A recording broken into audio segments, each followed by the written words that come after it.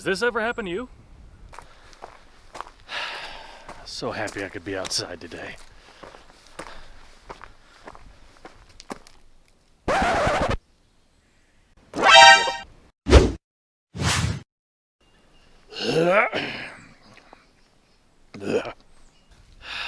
Yep. Anyway, hey there, I'm Adam, this is Go To Outdoors, and welcome back to another one. Today is February 22nd, 2022. 2-2-2-2. Seems to me like that's as good of an opportunity as any to go ahead and talk about the number 2, especially when you're out here in the woods, so let's go ahead and get started. Okay, so let's be honest. Chances are if you're planning on a day hike or a backpacking trip or even a long distance through hike, one of the last things on your list of priorities is likely going to be how you take care of your business out in the woods. You know, your daily constitutions, your nature's call, what have you. And since it is a daily part of your regimen for most people, it's probably a good idea to prioritize that a little bit, because not only does it have to do with hygiene and cleanliness, it kind of can cause other problems if you don't take care of it or handle it properly. Not the least of which is, of course, spreading germs. And I don't want to tumble down that rabbit hole. Now, there are a couple things to consider here. If you're on one of the larger trails, the larger public trails like I am right now, you can see the white blaze behind me. I am currently on the Appalachian Trail, and I'm about 2.5-3 miles away from a shelter at this point. Now, the shelters on the AT are set at regular intervals, anywhere from about 6 to 12 miles from what I've seen personally, and the vast majority of the ones that I've been to have a privy built nearby. And of course, a privy, an outhouse, a half moon saloon. There's actually a bunch up in Maine that had half moons carved into the doors, which is kind of funny, but that's another story. If they have a privy, great. If they don't, like you're going through the Smokies, depending on which side of the state line of North Carolina or Tennessee you're in, you're not going to have privies, and that leads to other issues that, let's just call it a minefield. It's not good. Let's get back to the point at hand, which is, of course, when you're using even a privy, something at a structure like that, or if you're going to have to go ahead and dig a cat hole to take care of your business, the basics are what you're going to need to have with you, which include a poop kit. Now, this is mine. Let's go ahead and go through what's in it. First and foremost, I have TP. I keep it in its own separate Ziploc bag because you do not want this getting wet and disintegrating, because then it's useless and you don't want to run out of this. It's just not good. Next, of course, I have some dude wipes. Now, wet wipes are something that is kind of controversial when you're on the trail. I will never go anywhere without these, just because cleanliness is very important. Hygiene is super important when you're outside, because you don't want to get mud butt, you don't want to get swass, and you definitely don't want to get chafing after everything goes sideways and you aren't taking care of yourself. There are people that did this bad enough that I experienced that you had to get off the trail, and I don't feel bad for them because they didn't plan ahead. These are basic things, folks, very basic things. Apart from the dude wipes and the TP, other thing I carry is going to be some hand sanitizer and a little thing of Dr. Bronner's. Cleanliness is important. Like I just said, you want to make sure everything's fresh and bright and shiny, and you're going to want to clean your hands afterwards, because if you don't, it's just gross. Don't be that person. Ugh. And of course, the last thing I have in my poop kit is some Gold Bond friction defense, because this stuff is literally gold. Let your imagination run wild as to why. Now, getting back to the idea of the privies and using them properly, yeah, there's a right and a wrong way to use a privy, and there's a couple guidelines I need to give you real quick. First and foremost, don't put anything other than toilet paper, poo, or pee down into the privy. And that includes garbage, that includes trash, that includes used clothing that you happen to soil if you can't make it to a privy in time. Yet, I've seen these things, and I shouldn't have to explain this. These are basic things.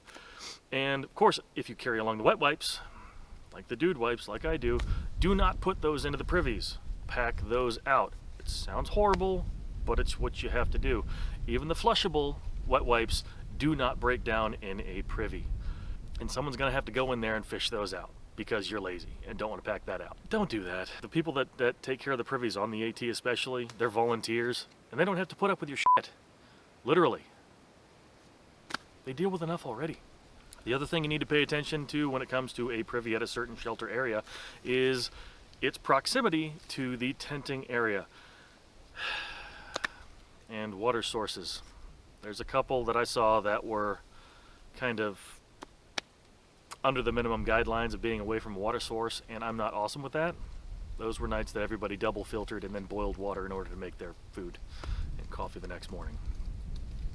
Awful. Anyway, so when you have a moldering style privy, not to get too deep into the weeds on this one, but they're kind of meant to decompose, and of course, on a lot of parts of the AT being as wet as it is, you're going to have runoff. Use your imagination here. Don't put your tent downhill from a privy. That's disgusting, and it's a great way to get really, really sick. All right, the third thing about privies is many of them have like little 5-gallon buckets full of leaves, or they have bags of sawdust or wood chips or something like that that you should toss in after you do your business. It just helps everything decompose and do things right. So if they don't have that, you're in the woods. Go out when you're done, grab a handful or two of leaves, bring them back in, chuck them down the hole. It's that simple. Just make sure you add a little bit of duff, a little bit of debris down into the pit after you finish doing what you're doing in these privies. So that's the three main things I wanted to mention about the privies. But the fourth and more awful thing I wanted to mention about the privies is, depending on what time of year you actually get to these shelters on the AT, because that's my experience, privies tend to fill up. And that's not good. I mean, when I say fill up, I mean fill up. It's bad. So at those locations, guess what? You're going to want to go ahead and dig a cat hole. And cat holes are what I'm going to get into next. Now, as you can see, we have the cat hole dug right here. It's about 6 inches deep, and of course, it's got about 6 inches in diameter for the opening. But how did I dig it? Well, there's a couple ways you could. You could just use your trekking pole. I know a lot of folks that just use their trekking pole, or even a stick if the need arises, if they kind of have to find someplace quick in an emergency. But as for me, I tend to take these things seriously, so I carry dedicated equipment. As for that equipment, I carry this right here. This is the Deuce. It's made by the Tent Lab, and this is the number 3 size, and it's actually the only piece of gear that you really don't have to guess how much it weighs because they print it right on here. This weighs 0.97 ounces or 27.6 grams. First and foremost, it does have an edge that has some serrations on it, which actually help break through some of the roots, like you're going to find out in the woods like this. And the other end actually has a hole in which I've tied a piece of rope. And that rope I actually I put a loop on one end that I put on a carabiner on the back of my pack, because when it's rattling around on the outside of my pack, it's a bear deterrent. It's something that, it lets everybody else know where you are if you're clanging around. So little things, multi-purpose tool. And I'm sure in a pinch, if you really needed to, you could jam this in and put a loop through it and use it as an extra tent stake. Find ways to use your gear more effectively. So how big does a cat hole really have to be? Well, we already have the depth requirement of at least 6 inches. Anything more is just a bonus. And the diameter of the hole kind of depends entirely up to you. I've had a bit of practice aiming at these things, so I don't have to make it too wide. I can kind of narrow down my business and do what I have to do. But the difficulty of actually hitting this target and narrowing in on what you want to do, it kind of depends on the method that you're using. And when I say method, I mean things like this. You're going to have the pole dancer. You're going to have the sumo. You're going to have the Slav squat. You're going to have the newspaper reader. And any other imaginative way you can possibly think of to hover over a hole. These are just ones that I've tried myself, and they work. But let's get back to the story. Now, a cat hole, just like a privy, you're going to want to go ahead and just put poo, pee, and TP down into the hole. If you use wipes, please still make sure you pack those out. Even if it says they're biodegradable, even if it says they're flushable or whatever, just pack them out. It's the least you can do, to be honest. So there, it is what it is. But once everything's in the hole, you just want to make sure that you go ahead and cover it. So put all your spare dirt back on top. And in high traffic areas, it's kind of polite to put a marker. So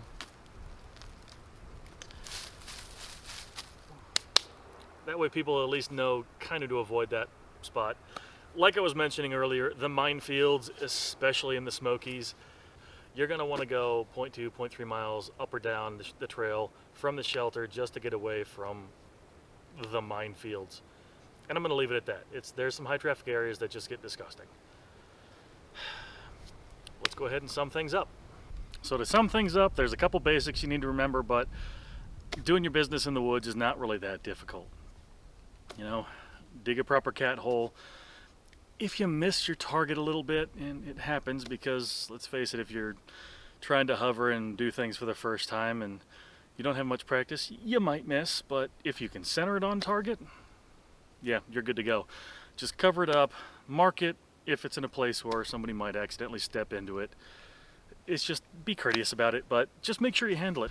So once you've handled your business, once you've filled in your cat hole, once you've used your hand sanitizer, which again is very important because the last thing you want is to spread around something like norovirus or rotavirus or any of the other awful stomach bugs that tend to get caught by people that hike on the AT, even if they're at hostels. We're not going there. And please, I'm begging you, whatever you do, don't just deuce right on the side of the trail. Don't just drop a loaf right on a popular destination. Nobody likes it. It's disgusting. People have to walk by it, people have to see it, people have to smell it, and it ruins the entire experience for everybody. I cannot stress this enough. Don't do it. Don't be that person. Seriously, it's awful. But of course there is lighthearted side of things. You know, some of the adventures people have while they're out in the woods. They say you're not a real hiker until you've at least pooped your pants once, so I guess I'm not a real hiker yet. Knock on rock, does that count as knock on wood? I'll need to go hit a tree. Okay, so got that karma out of the way and got that good luck on my side. But if you've got any funny poop stories, make sure you go ahead and leave those down in the comments down below because I'd love to read them. Anybody else who reads them is probably going to get a kick out of them too, because if you can't laugh at bodily functions, you're just not a fun person. We all have to deal with it on a daily basis, and I'm sorry, it's hilarious. But that's really all I got for you today. So like I always say, thanks again for watching. Make sure you find a reason to smile today, and I'll catch you in the next one. Okay, I can't tell you how embarrassed I was to have to explain to a person walking on the trail that I was using a Ziploc bag as a piping bag to make the poo pile of chunky peanut butter that you'll probably see earlier in this video. What can I say? Yeah, that too. It's kind of hard to film an episode about poop when you got a dog with massive diarrhea right behind you. That's not getting picked up by its owner. Don't be that guy. Know how to take care of your business. Sorry about the wind.